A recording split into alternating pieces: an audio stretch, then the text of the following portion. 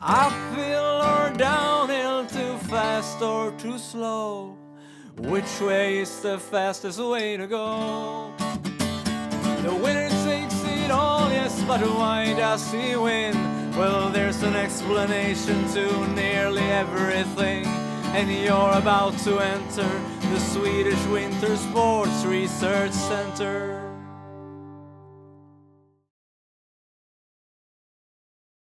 The cross-country skier is considered to be a lonely animal, spending hours and hours in the deepest of forests just skiing. But actually, the modern elite cross-country skier has a big variation in his training program, a lot of different bricks in his training puzzles. And one of those bricks that is important, that every elite skier are using, is called screening. So what is screening? Well, this is screening. I've been a skier. I've been a chiropractor. I've been training athletes as a coach, and I'm also then a researcher in cross-country skiing. And one part that a little bit linked together in this has been an understanding that it's important to have a strong chain between different parts, both from a physiological point of view, but also from a biomechanical. In the laboratory, we're interested in to measure oxygen uptake and different thresholds and so on. But at the center, our center, Swedish Winter Sport Research Center, we have been focused also to analyze body function. And that is this strength, muscle strength, but also flexibility, and get that together. Hi.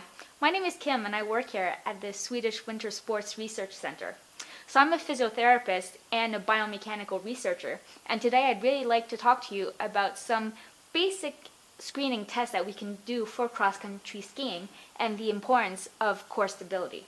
In a way to be very good in our technical abilities, we have to make sure that we have a good flexibility, mobility, strength, and again, stability. So some of the quick screening exercises that are going to be shown today really look at the whole body and the whole kinematic change, and they're really a quick look at what components are limiting us in our road to performance. So a very global functional test is a very deep squat using a stick. So we have a very kind subject here, very performing athlete that is going to give us a demonstration of how things should look like. So with the arms above your head, keeping your very good stability. If you're able to squat down all the way down like this, it's a very good sign that you are mobile, stable, as well as flexible. So some of the things that we can look at, first of all, is originally, when you go all the way up like here, you have a good representation of your shoulder mobility, which is something that you quite need when you're cross-country skiing. So people who are very limited might actually have a tendency to have their arms here, either because they're limited in the back or they're very tight in the front. So that's one thing that we can observe. Secondly, when we start to squat down, you just start to squat down, you can step here. People can get limited up in this region here, so in your hip region, and they won't be able to go any further down without compensating, maybe using their trunk. You can come back up. So this gives you a good representation of your whole lower limb kinematic chain. Another limitation that is quite common if people do other sports such as running or football is a limitation in the ankle dorsiflexion. So if you can squat down here, so you can see that if your ankle joint is not quite flexible here, if you want to come all the way down, people will lift their heels upwards. And you will feel it. You will feel yourself that you're very tight down in your ankle. And finally, this is also a good test to see how stable you are in this region here.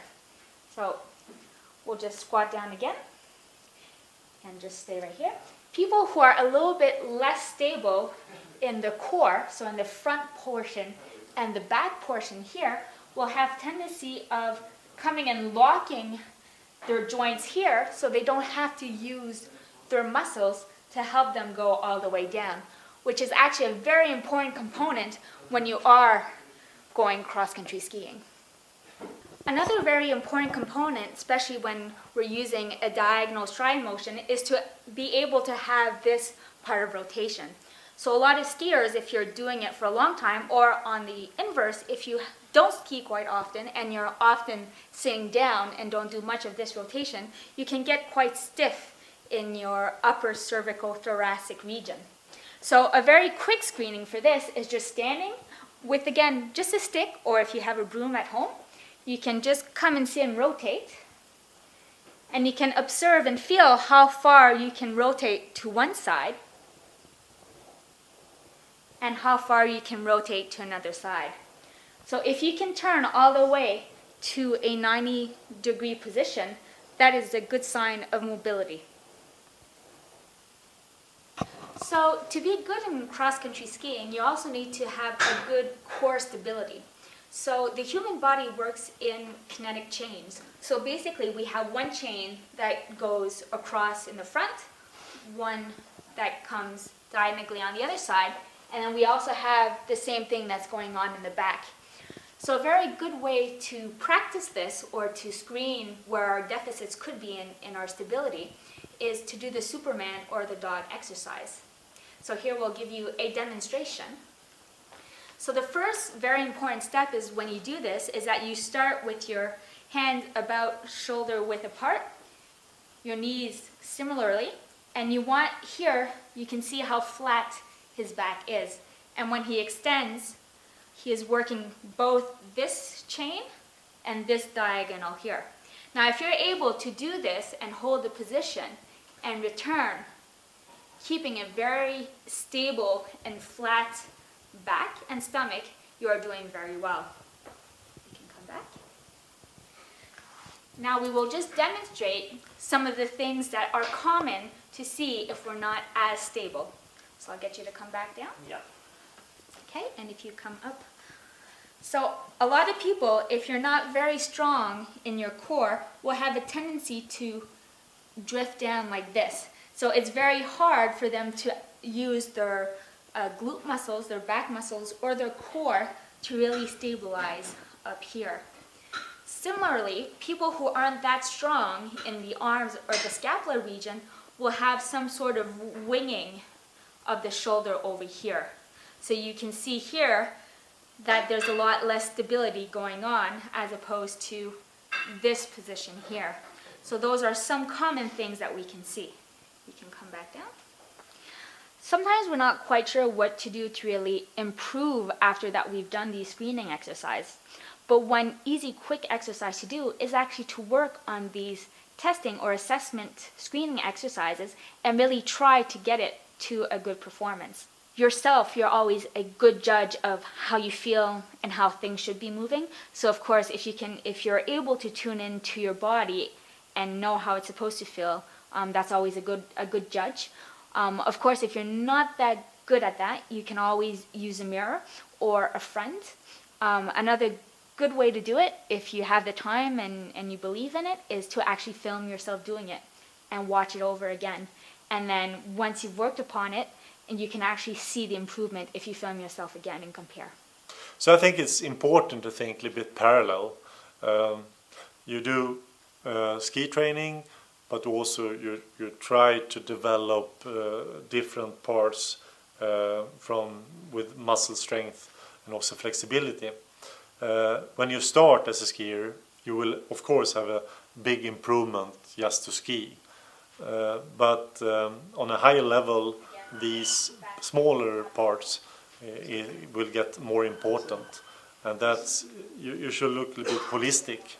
It's both technique, but it's also something that you can improve with training that is not on the snow, and that's important to have that view.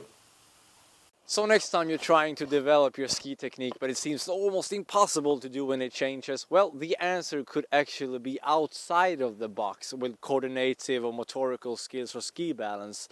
The limitation could actually be within your body, and that's when you use the tool called screening. Good luck with that, and I hope to see you soon again here at the Swedish Winter Sport Research Center channel on YouTube, where the answer is just a question away. Uphill or downhill, too fast or too slow? Which way is the fastest way to go? The winner takes it all, yes, but why does he win? Well, there's an explanation to nearly everything, and you're about to enter the Swedish Winter Sports Research Center.